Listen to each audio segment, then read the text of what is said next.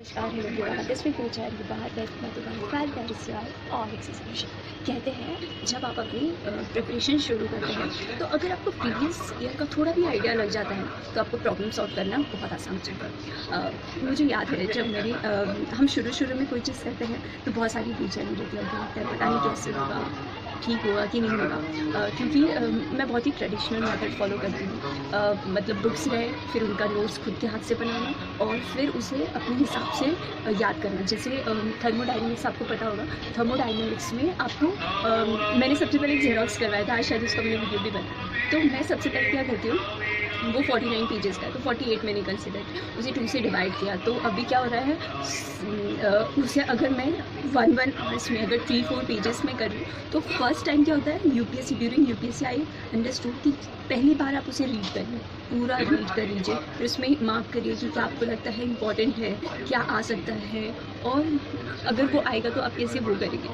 But thank god to my booklet जो previous year की, वो मेरी बहुत मदद करती है इन सब चीज़ों को समझने में। जैसे मैंने आज आपको बताया डिविजिबल और क्लोज सिस्टम में अगर आपको सरफेस टेंशन फाइंड आउट करना है तो कैसे करना है। तो मैं सोचती हूँ कि अगर कोई चीज़ मुझे अच्छे से पता चल रही है तो मैं भी आपको उसे अच्छे तरीके से डिलीवर करूँ सो दैट आप भी उसे अच्छे से कर पाए। मैंने नोट्स का एक तरीका बताया था, एक सेकेंड, जैसे फोटो केमिस्ट्री में ये तो बहुत ही वैसे प्रोटीक सॉल्वेंट एलीन कीटीन सब्स्टिट्यूशन, हाँ, तो इसे इस तरीके से लिखने की कोशिश करिए। जैसे मैंने क्या लिखा है, इन पॉलीमर्स ऑफ द एम जो है नंबर ऑफ मोनोमर यूनिट, तो रूट मीन स्क्वायर क्या होगा, स्क्वायर को आप सीधा वैसे लिख दीजिए, रूट मीन स्क्वायर। तो दूसरी बार जब आप पढ़ेंगे तो आपको पता रहे कि रूट मीन स्क्वायर क्या होगा। वैसे बिटवीन को भी आपको पता होगा, बी टी लिख देते हैं, B/T between the two ends, तो वो डायरेक्टली प्रोपोर्शनल होता है, डायरेक्टली प्रोपोर्शनल और inversely proportional. Okay, between the two ends is proportional to the 1/2 होता है। तो number of monomer unit n है। DRMS मैंने आपको बताया था कि अगर RMS आएगा तो n √n, यहाँ पे हर जगह पे √n आएगा ही।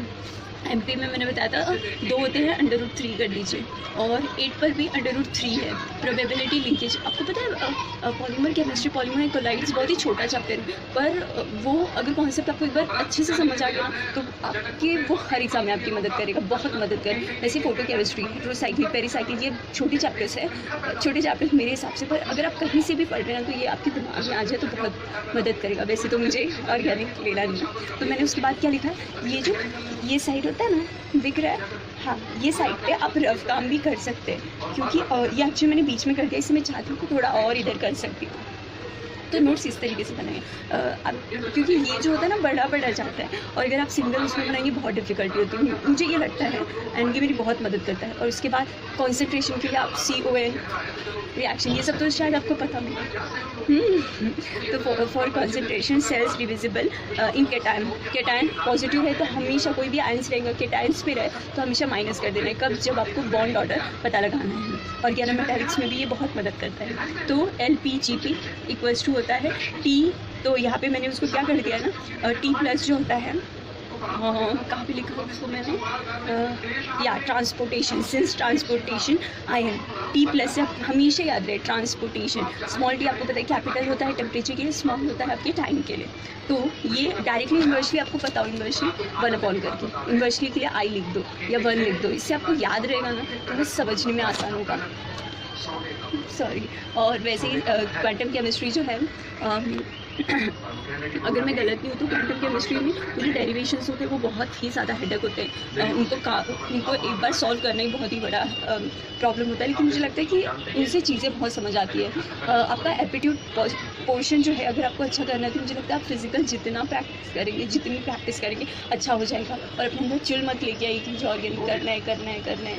कोशिश करिए कि नहीं, मैं नहीं भी करूँगी इस बार तो भी मेरा निकल जाएगा। चलिए, इसके बाद मेरा तो जी केमिस्ट्री का अभी हो चुका है, शाम को तो मुझे एक लेक्चर लेना है, पर देखते हैं, मैं रिविजन करने वाली। और मेरी सबसे बेहतरीन बुक, उससे कुछ प्रॉब्लम सॉल्व करते हैं, या आपकी असाइनमेंट, आप टेस्ट सीरीज़ और क्लास नोट्स, इन सबसे बचना चाहते हो तो आप इन चीज़ों को सॉल्व, इनसे अगर कोई चीज़ अच्छी मिलती है तो उसे नोट डाउन करिए। And that's all, thank you, bye bye.